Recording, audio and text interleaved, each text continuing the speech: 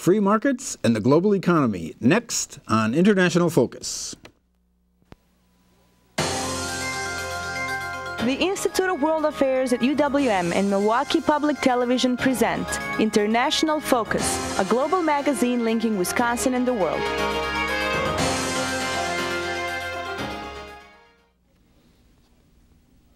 Welcome to International Focus. I'm Doug Savage, Assistant Director of the Institute of World Affairs at UWM. Surveying the wreckage of the economic meltdown of 2009, some analysts include the credibility of a free market approach among the casualties. For others, it was bad government policy, not a lack of regulation, that precipitated the crisis. Underlying this debate is a host of issues involving the nature of market competition and its ability to allocate resources efficiently and fairly. Simply put, does a rising tide indeed lift all boats, or does it leave too many people stranded high and dry? To help us explore the history and future of free market capitalism, we're joined by Patrick Mcllheran, editorial page columnist and blogger for the Milwaukee Journal Sentinel, and Michael Rosen, professor of economics at the Milwaukee Area Technical College, where he also serves as president of the American Federation of Teachers Local 212. Well, welcome both of you to International Focus. Thank you. Thanks, Todd. Well, I would like to start, as you may appreciate as an economist, with a quote by Adam Smith, and just to get your reaction to it, in which he says, "The rich only select from the heap what is most precious and agreeable.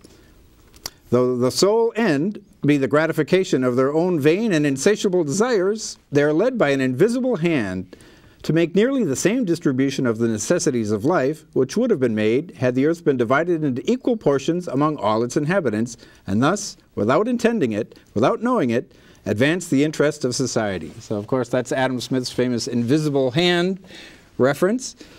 Michael, maybe we start with you. Does the invisible hand, in fact, allocate resources to the benefit of all? I think we need to talk a little bit about when Adam Smith wrote that, which was 1776, and the capitalist world that was coming into being is quite different than the capitalist world that exists today, which is dominated by large transnational corporations.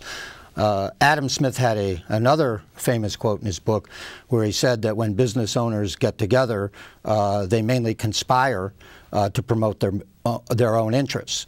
And contrary to his allegation or his assertion that the pursuit of profit transforms into the public good as if led by an invisible hand, what we've seen is that the America's integration into the world economy has been essentially defined to meet the needs of transnational capital at the expense of America's working people and working people elsewhere in the world. And as a result, we have a global financial system that benefits a relatively small and select few, the corporate elite and the financial elites in the United States and elsewhere, and is leaving others further and further behind. Well, Patrick, what about that? I think it's interesting that the professor's sort of contrasting capital versus labor. And what he's really trying to say is that globalization is business doing bad things, things that he doesn't like, and he's going to define it that way. I think you really do have to start out by saying, what is globalization? It's another word for free trade. I suppose you'd assume that it means something about Starbucks, because Starbucks windows always get smashed whenever there's anybody protesting globalization. But let's come up with a working definition here. I'd say it's the ability of people to buy goods and services or to find customers across boundaries. Who doesn't like that? Who's the main opponent of that whole idea of being able to cross borders? Usually, it's not. This is not a matter of labor versus capital, as the professor posits. It's a matter of incumbent labor and incumbent capital disliking new competition coming from somewhere else. It's the ability, what they really would like to restrict is the ability of customers, their customers, being able to find other choices and being able to be offered other choices by competitors from someplace else. That's really what the argument against globalization is. It's to rein in one's customers and keep them stuck in the same bad deals they're stuck with right now. The idea that somehow capital has rewritten the rules, to the extent that anybody's able to rewrite the rules, it's exactly what Smith was saying there. The bit about how businesses, when you get them together, they will try to conspire. against the interests of the customers. Well, how are they able to do that? They're able to do that if they are able to restrict the ability of customers to go find somebody else, to get the stuff from someplace other than where they're buying it from. That's what the power comes from the ability of a government to be made to restrict trade. I think that's kind of a Pollyannish view. If you look at how the global architecture has been written over the last 25 years, whether we're talking about the World Trade Organization or the International Monetary Fund or a trade agreement like NAFTA, it was written by finance ministers, and it includes major protections for the movement of capital, for intellectual property rights and patent rights of capital, but insisted on no protections for labor or for environment or any other social needs. So to assert that this is simply buyers and sellers in a free market flies in the face of reality. The reality is that we have a global economic system that is being organized around certain rules. As I said, the World Trade Organization, GATT, NAFTA, these rules were written by men who have particular political and economic interests, and the interests that they served exclusively in these agreements and in the programs that they developed. For example, the IMF programs and World Bank included privatization, deregulation, domestic austerity, and export-led growth. The result in much of the world, which was that they had faster growth between 1960 and 1980 than they did when the privatization and program and the globalization program between 1980 and 2000 and even more today took place. Well, so it hasn't helped people in those countries, and it certainly hasn't helped working class people in the United States, where we've hemorrhaged millions of jobs. Well, let's talk a little bit about that process, if we could. I mean, what changed, and what's different about the way the game is structured now than it was a generation ago? What's changed between now and, say, the years immediately after World War II was that immediately after World War II, much of the world was in ruins. The reason that we didn't import, say, cars from Japan in say 1953 was because Japan had just been firebombed. It was starting from essentially nothing. Much of Europe was flattened. Latin America was, by and large, primitive economies. There simply wasn't the ability in much of the rest of the world to produce anything that was worth exporting to the United States. What's changed is that, I'll take for instance Korea, a fourth world country at the end of the Korean War.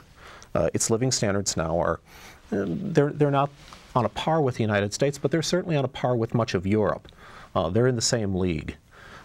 And what's more, Korean companies are able to make things that you can actually export here and people will want to buy. That's why, of course, we're seeing exports. This doesn't mean, however, and this is an important thing, this doesn't mean that they have taken away all the work. If you look, just take, for instance, just manufacturing. Supposedly, we don't make anything here anymore in the United States. This is nonsense. The value of manufactured goods made in the United States, if you look at a chart of it, it's risen in an almost unbroken line with a few dips for recessions in the early 1980s and just after 2001, an almost unbroken line since the end of World War II. That's the value of manufactured goods made in the United States. What's declined has been the number of people that you need to make it. The reason being that, for the most part, it's not that the work went elsewhere, it's that it simply takes fewer people to make things. Manufacturing output per hour, that is how much stuff, how much value you can make per hour if you're working in manufacturing, has roughly quadrupled since the end of World War II.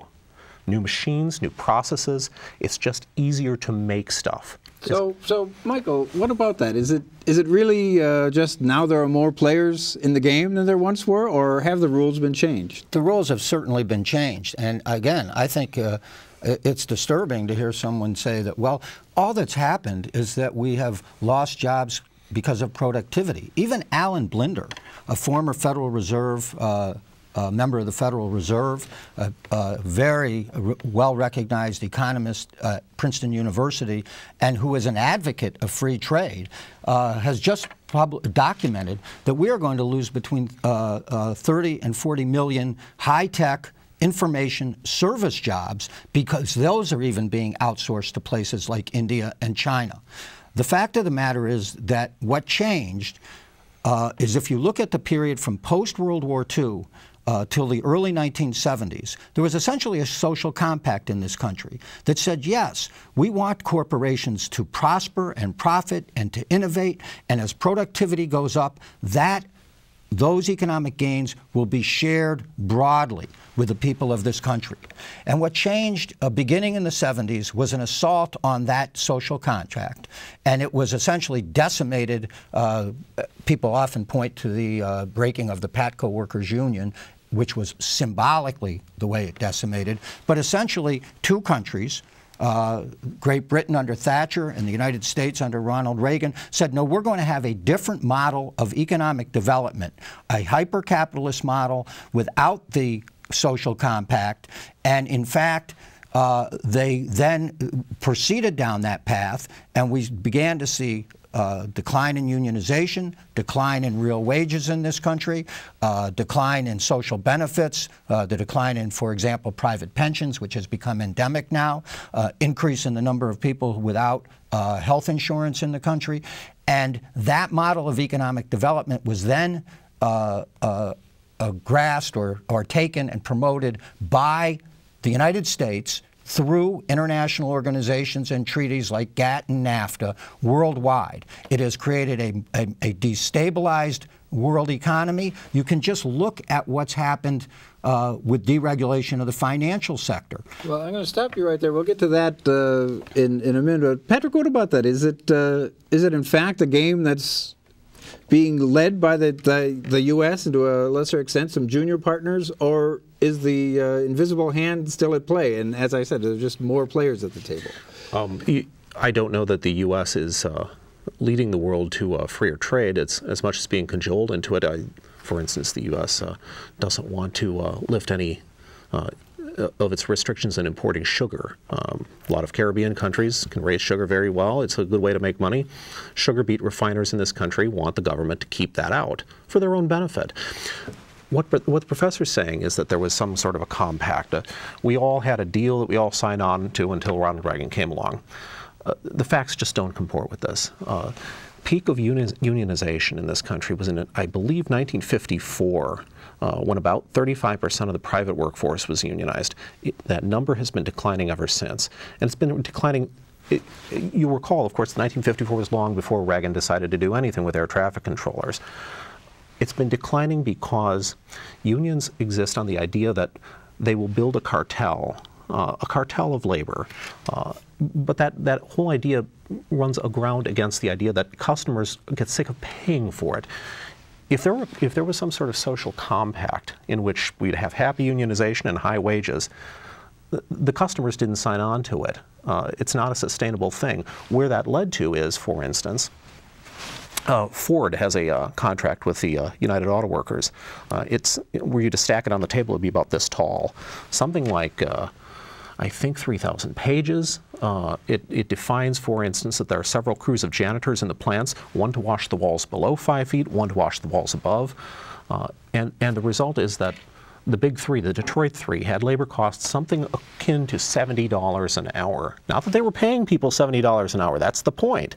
Toyota's plants in the United States were paying within about $5 an hour of what Ford, GM, and Chrysler were paying. Well, the extra costs were all the costs of complying with pointless rules that were there solely to maintain this cartel of labor. Well, Michael, if I can ask you to just... I have to say that what Patrick just said is unadulteratedly untrue. Okay, the fact of the we'll take it up right after a break. All right, to our viewers, we'll be right back with more of this discussion on International Focus. The Institute of World Affairs presents our community with a range of public programs relating to global issues, U.S. foreign policy, and the world economy.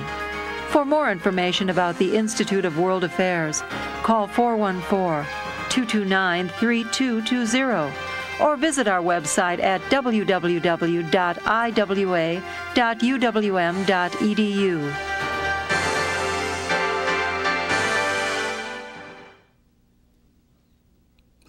Welcome back to International Focus. Well, before our break, Michael, you wanted to jump in on the status of the social contract and unions. Yeah. What Patrick just said about the UAW and Ford is untrue.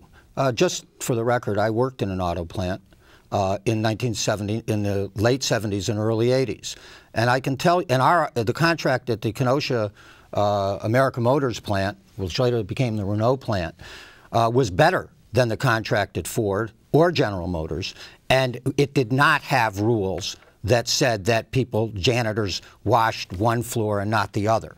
That's just an anti-union, anti-worker argument that bears no bearing to reality at all. Now, the $70 figure that Patrick quotes, it wasn't wages and benefits for active workers. That included the cost of the health care and the pensions for generations of retirees. Pundits and conservative commentators are often saying, look at these outrageous costs. But what do they think should retirees do in this country? Live without pensions? Live without benefits? I know that, Patrick, you don't support the federal government having some kind of national health care program, and I know that you don't believe that they should have some kind of federal pension. So what do you think that should happen to the retirees in this country who worked for Ford or General Motors or A.O. Smith or Briggs & Stratton or Bucyrus Erie? They bargained pensions and benefits. And yes, as a result, the labor costs at the big three are higher than Toyota or Nissan or Mazda because those companies have only set up plants in the United States beginning in 1981, the earliest transplant company. They haven't been in existence long enough to have large numbers of retirees, so certainly their costs are lower. The solution to that is not free market. Let everybody buy their own health care and throw literally millions of people who've spent their lives building the prosperity of this country onto the dung heap. The solution to that is to have some kind of national health care system that would alleviate the big three and other private corporations from bearing those costs. Well, I guess I can't say that I feel thrown onto the dung heap. My employer doesn't provide me with a pension. What they do is I save money into a 401k.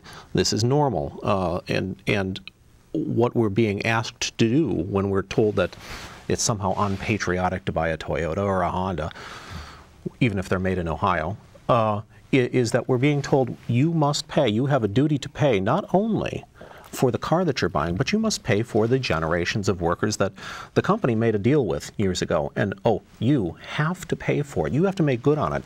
This again, see, this is the transparent part here. You can see exactly what this is about. It's not about free trade and restrictions on it, restricting the movement of capital or going after companies. It's going after the customer and making you pay for the deals that unions have made. Well, okay. What I'd like to do now is jump ahead to the current financial crisis and how this plays out on a global scale. In March of 2009, the president of Brazil made the following observation. He said, the crisis was caused by the irrational behavior of white people with blue eyes who before the crisis appeared to know everything and now demonstrate that they know nothing. So what about that? Does the current financial crisis really repudiate much of what we've been talking about here? Is the system now laid bare as bankrupt, or is it just something else going on? My eye color plainly made me evil. What he's saying, and in fact the critique along these lines is that the financial crisis was caused by greed, that it was greedy CEOs or greedy bankers or greedy somebody. At which point you ask, this is new, people are greedy. I mean, bankers have always wanted to make a profit, they've always wanted to make a big profit. The way that you stop them from making a big profit is if you're a customer, you go for a better deal somewhere else. Greed is not the new thing. Greed is as old as humanity. We would have to believe that somehow greed mutated in human genetics and became much worse. No, the change is that people have always been greedy. It's the ability of them to act upon that, and in part, that is driven by the policy, by the rules that are written for the economy. These are things that are done politically. They're the result of political decisions. They're the result of government policy. Well, Michael, I'll let you jump in here. Yeah, and I don't think that the criticism is of greed. In fact, the pursuit of one of the benefits of the pursuit of profit, as I said earlier, is innovation, increased productivity. That's one of the real benefits. But that has to be tempered by rules and regulations. Otherwise, prostitution would be legal, and so would drug dealing. But we temper it because we have certain standards. And what happened after the Great Depression is that when the financial markets engaged in incredibly risky behavior, and the entire economy, world economy, collapsed. In the United States, we established a set of rules and regulations that governed the financial markets, including the Glass-Steagall legislation, passed in 1933. Beginning in the late 1970s, under the notion that we had reached a new stage of capitalism where recessions and depressions no longer existed, it was a new economy, we policymakers began to dismantle the regulatory apparatus that had existed during from the time of the New Deal. Now, just look at the history from the end of the New Deal, from the end of the Depression until the early 1980s. We had no major financial crises because we had an intelligently crafted regulatory system that had private banks allowed to engage in very risky behavior, but weren't guaranteed by the federal government. And we had other commercial banks that were guaranteed by the federal government engaging in home loans and other much less risky loans. We dismantled all those regulations. And we have had 6 major financial crises beginning in the early 1980s, when all the New York banks had to be rescued, going into 1987 with the savings and loan crisis, and I could go on and on until the recent one. What we had recently was a series of hedge funds and private equity firms that were outside the regulatory apparatus. They essentially were engaging in incredible gambling. They went way into debt with their gambles. The system connected to subprime loans. The system collapsed, and lo and behold, the biggest advocates of free market all of a sudden said, it's okay now for the government to intervene and bail out AIG and bail out Goldman Sachs, etc. This was a crisis caused by deregulation. And people can be Pollyannish. They can say, oh, no, it wasn't. It's just something else. And it's not about a criticism of people just being greedy. That's a straw man. It's about that we adopted a new regulatory apparatus or architecture, and it did not protect the overall economy. We decoupled the financial sector from the productive economy, and we ended up with a casino. And as everybody should know, when you go roll the dice, you usually lose. Well, you know, we're winding down time here, and I'd like to get to sort of where we go from here. You know, Joseph Stiglitz, who of course is no fan of sort of globalization as we've been discussing it, has said the problem is not with globalization itself, but in the way globalization has been managed. So going forward, Patrick, are there ways to tweak the rules as it exists now that might prevent the kind of crisis we've seen in the last 18 months? Well, I think the professor's onto something with regulation, although I would suspect he's leading to the wrong conclusions. Yeah, we need regulation. I mean, nobody, and it's a straw man to imagine that there was some side wanting no regulation. A free market needs that. It needs governments to enforce contracts, to run the Navy, to fend off the pirates, that sort of thing. But take a look at the kind of regulation there was. For instance, a new set of international banking regulations came into force within the past 10 years, something called Basel II. It involved a certain kind of accounting called mark-to-market, in which a bank had to count on its books an asset at its value at that second, even if the asset was up and down, suddenly lost value, but was going to regain it later. Well, if you can do things as you were able to for pretty much all of history before these new regulations came in, banks would have been okay. Suddenly, under mark-to-market, which is a new stupid sort of regulation, banks find themselves insolvent, pointlessly. But my point, Patrick, by the financial institutions that wanted to escape from the New Deal regulations. But here's my point. This was an excrescence, just one more bit of regulation clamped on the top without seeing what the consequences are. The impetus has always been, let's fix a crisis and slam on some more regulations instead of rethinking how we regulate, simplifying it, making it more flexible, making it more intelligent all along. That's never been the drive from the That's never been the drive from the left. When you let the inmates run, more regulation. Patrick, can I have a chance here? When you let the inmates run the asylum, when you let the heads of Goldman Sachs and the heads of Citibank write the rules of the international economy, what you get is an asylum. Well, I'm afraid we're going to have to put the curtain down on this asylum. To our viewers, we'll see you next time on International Focus.